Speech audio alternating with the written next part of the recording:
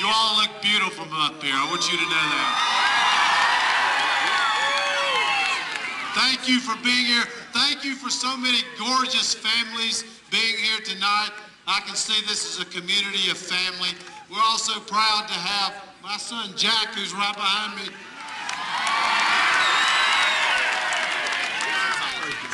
What a privilege, what an enormous privilege it is for us to be here in the state with one of the greatest governors of the United States of America, Bill Richardson.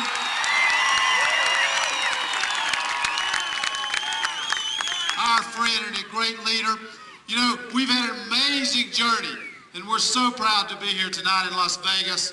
You know, I hope most of you got a chance to hear the incredible speech given by John Kerry at the Democratic National Convention.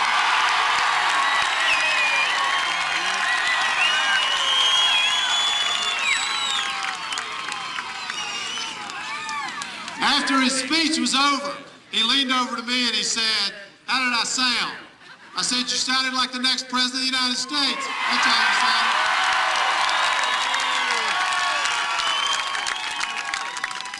And for all those Americans who have any question about what kind of leader, what kind of president John Kerry will be, the starting place is to go back about 30 years.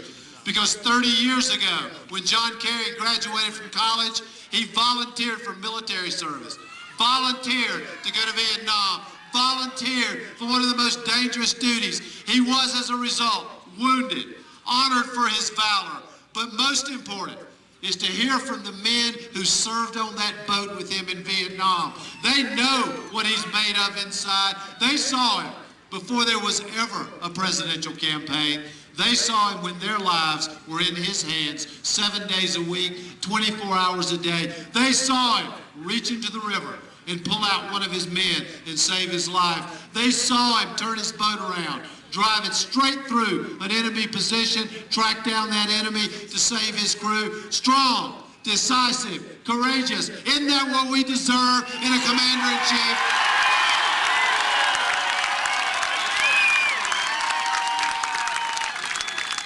And you know, I've seen our opponents going around the country running television ads about what they call values. Well, where we all come from, you don't measure somebody's values based on how they use that word in a political ad, do you?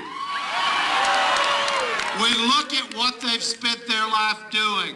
And a man who loved his country enough to volunteer to serve her. A man who was willing to put his life on the line for the United States of America. A man who put his life on the line for the men around him. A man who loves his family, loves his country. That's a man who represents real American values and will make a great president of the United States.